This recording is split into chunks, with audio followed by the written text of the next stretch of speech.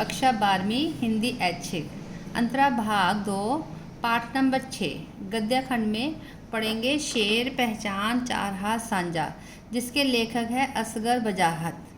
पहले बच्चों हम असगर बजाहत का जीवन परिचय देखते हैं। लेखक का नाम क्या है? असगर बजाहत, और जन्म स्थान है इनका 1946 फतेहपुर उत्तर प्रदेश में हुआ था।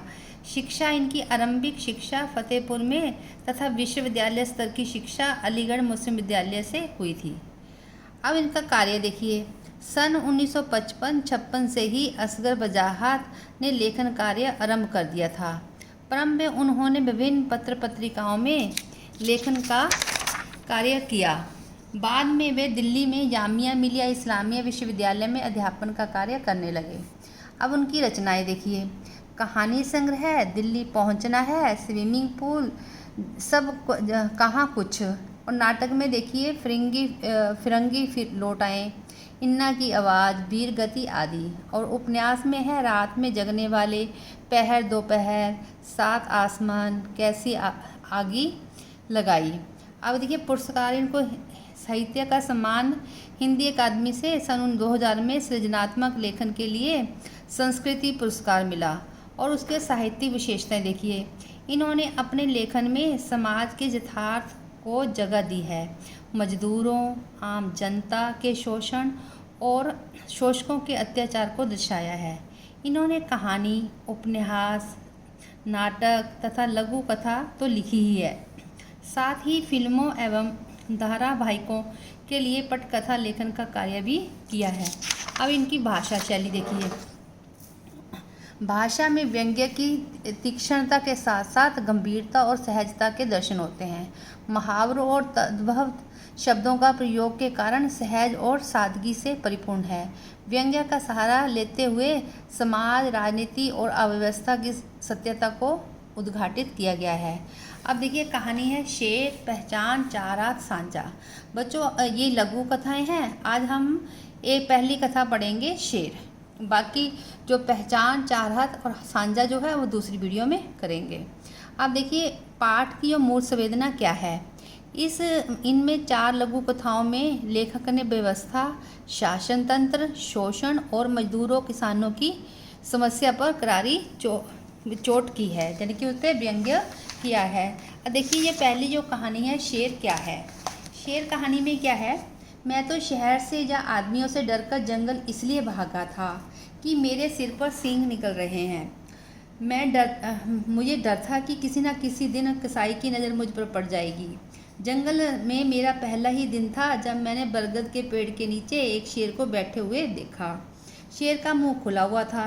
शेर का खुला मुंह देखकर मेरा जो हाल होना था वही हुआ, यानी मैं डर के मारे एक झाड़ी के पीछे छिप गया। मैंने देखा कि झाड़ी की ओट से भी गजब की चीज़ है। अगर झाड़ियाँ ना हो तो शेर का मुंह ही मुंह हो और फिर उससे बच पाना बहुत कठिन हो जाएगा। कुछ देर के बाद मैंने देखा कि जंगल के छोटे मोटे जानवर एक लाइन से चले आ रहे हैं और शेर के मुंह में घुसते चले जा रहे हैं। शेर बिना हिले डुले, बिना चबाए जानवरों को गटकता जा रहा है। यह दृश्य देखकर मैं बेहोश होते होते बचा। अगले दिन मैंने एक गधा देखा जो लंगड़ाता हुआ शेर के मुंह की तरफ चला जा रहा था। मुझे उसकी बेवकूफ़ी पर सख्त गुस्सा आया और मैं उसे समझाने के लिए झाड़ी से निकलकर उसके सामने आया। मैंने उससे पूछा, तुम शेर के मुंह में अपनी इच्छा से क्यों जा रहे हो? उसने कहा कि वहाँ हरी घास का एक बहुत बड़ा मैदान है, मैं वहाँ बहुत आराम से रहूँगा और खाने के लिए खूब घास मिलेगी। मैंने कहा, वह तो शेर का मुंह है। उसने कहा, गधे, वह शेर का मुंह जरूर है, पर वहाँ है हरी घास का मैदान। इतना कहकर वह शेर के मुंह के अंदर चला गया। फिर मुझे एक लोमड़ी मिली। मैंने उससे पूछा, तुम शेर के मुंह में क्यों जा रही हो? उसने कहा, शेर के मुंह के अंदर रोजगार का दफ्तर है, मैं वहाँ दरखास्त दूंगी, फिर मुझे नौकरी मिल जाएगी। मैंने पूछा, तुमने किसने बताया तुम्हें? उसने कहा, शेर ने, और वह शेर के मुंह के अंदर चली गई। फिर एक उल्लू आता दिखाई दिया। मैंने उल्लू से पूछा, वही सवाल किया। उल्लू ने कहा, शेर के मुंह के अंदर स्वर्ग है। मैंने कहा, नहीं, ये कैसे हो सकता है? उल्लू बोला, नहीं, ये सच है और यही निवारण का एकमात्र रास्ता है। और उल्लू भी शेर के मुंह में चला गया। अगले दिन मैंने कुत्तों के एक बड़े जुलूस को देखा, जो वो भी कभी हंसते गाते थे और कभी विरोध में चीखते चिल्लाते थे। उनकी बड़ी बड़ी लाल जीभें निकली हुई थी, पर सब दुम दबाए थे। कुत्तों का यह जुलूस शेर के मुंह की तरफ बढ़ रहा था।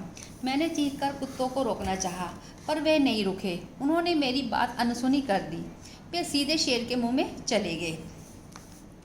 कुछ दिनों के बाद मैंने सुना कि शेर अहिंसा और सह अस्तित्ववाद का बड़ा जबरदस्त समर्थक है, इसलिए जंगली जानवरों का शिकार नहीं करता।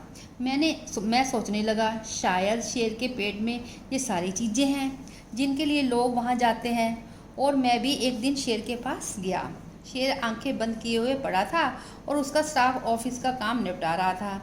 मैंने वहाँ पूछा, क्या ये सच है कि ये शेर साहब के पेट के अंदर रोजगार का दफ्तर है? बताया गया कि ये सच है। मैंने पूछा, कैसे? बताया गया सब ऐसे ही मानते हैं। मैंने पूछा, क्यों, क्या प्रमाण है? बताया गया प्रमाण से अधिक महत्वपूर्ण है विश्वास। और मैंने कहा, और यह बाहर जो रोजगार का दफ्तर है? बताया गया ये मिथ्या है, सब मिथ्या है। मैंने कहा, तुम लोग मुझे उल्लू नहीं बना सकते। वह शेर का मुंह है और शेर के मुंह और रोजगार के दफ्तर का बहुत अंतर मुझे मालूम है। मैं इसके अंदर नहीं जाऊंगा। बच्चों, इसका देखिए क्या मतलब है। इस कहानी के माध्यम से आपको क्या है, यानी ये जो शेर है ये व्यवस्था का प्रतीक है। और शेर जो असगर वजाहत की प्रतीकात्मक और व्यंग्यात्मक लघु कथा है। शेर व्यवस्था का प्रतीक है जो तभी तक खामोश रहती है जब तक सारी जनता उसके खिलाफ नहीं बोलती। जैसे ही व्यवस्था के खिलाफ उंगली उठती है, सत्ता उसे कुचलने का प्रयास करती है। सत्ता में बैठे लोग जनता को विभिन्न प्रलोभन देकर उसे अपनी ओर मिलाने का प्रयास करते हैं, जबकि सच्चाई यह है कि वह केवल अपना उल्लू सीधा कर रहे होते हैं। शेर द्वारा दिए गए प्रलोभनों से गधा, लोमड़ी, उल्लू और कुत्तों का समूह बिना कुछ सोचे विचारे उसके मुंह में जा रहे हैं। और दूसरा मुख्य जो बिंदु है इसका, प्रमाण से अधिक महत्वपूर्ण है विश्वास।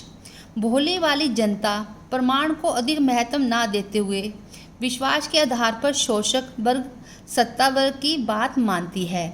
यह जानते हुए भी कि शेर एक मांसाहारी जीव है जो सभी को खाता है। सभी जानवरों को यह विश्वास दिला दिया जाता है कि अब शेर अहिंसा और सह अस्तित्ववाद का समर्थक हो गया है और वह जानवरों का शिकार नहीं करेगा।